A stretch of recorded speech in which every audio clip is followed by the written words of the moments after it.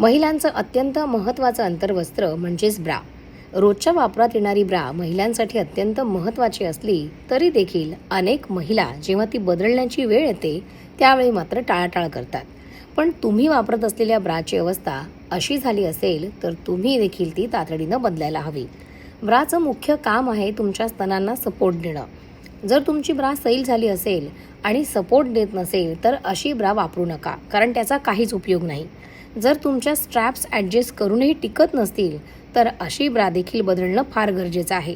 जर तुम्ही पुशअप्स प्रकारातील ब्रा वापरत असाल तर अनेकदा अशा ब्राचे कप्स वागतात, फुगतात किंवा त्यांचा आकार बदलतो. अशा ब्रा कोणत्याही कपड्यांवरती चांगल्या दिसत नाहीत. अंडरवायर प्रकारच्या ब्रा या जास्त धुण्यात लवकर फाटतात. त्यांच्या वायर या बाहेर येतात.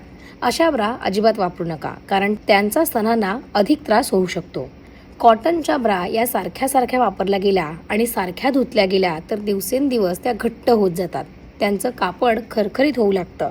अशा ब्रा त्वचेला हानी पोहोचवू शकतात. मुळात ब्रा किती दिवसांनी बदलावी किंवा काढून टाकावी हे तिच्या वापरावरती, गुणवत्तेवरती आणि फिटिंगवरती अवलंबून असतं.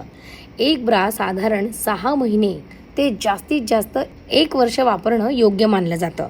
त्यानंतर जर ती खराब झाली असेल किंवा नसेलही तरी देखील अशी ब्रा काढून टाकणं केव्हाही योग्य.